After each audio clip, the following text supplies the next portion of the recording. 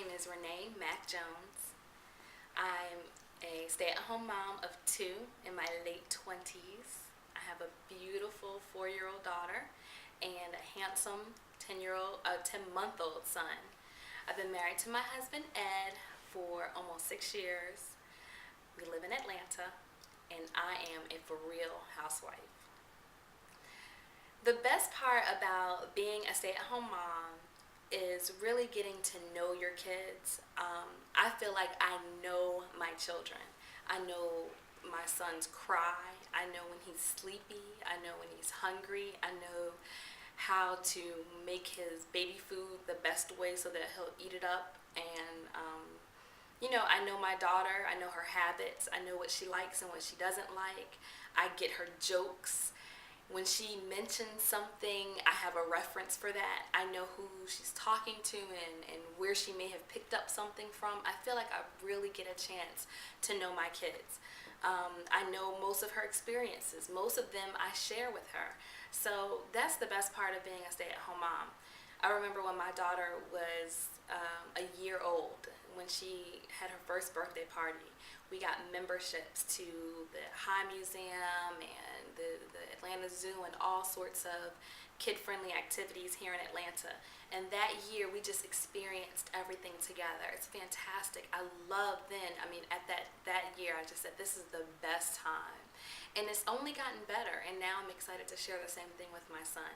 So I think that's the best part about being a stay-at-home parent. The other part is that actually being a stay-at-home parent has really had a significant impact on me in that it's really shaped my worldview. When my husband and I first got married, we were in love, we were excited, we felt like the world was our oyster. My husband had just passed the bar. He was going to go on to become the best attorney Atlanta's ever seen. We were going to make a ton of money and build a mansion on the beach and just live life to the fullest, have champagne for breakfast every morning. And of course, life doesn't always work out that way. But, I thought that having money and having things and just living a very materially enriched lifestyle was going to be the best life for me and my family. And I've realized from the sacrifice of being a stay-at-home parent that that's not necessarily the case.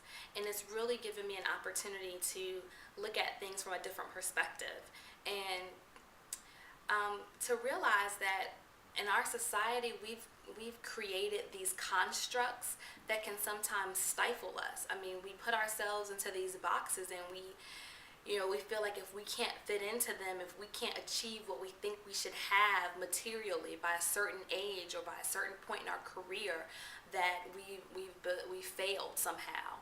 And it can affect people. I've seen it affect people, their relationships with their spouses, to the point where they even divorce. I've seen it affect their relationship with their parents or their friends to the point where they think they can't be friends with people that are not in a certain income bracket or can't do the same things.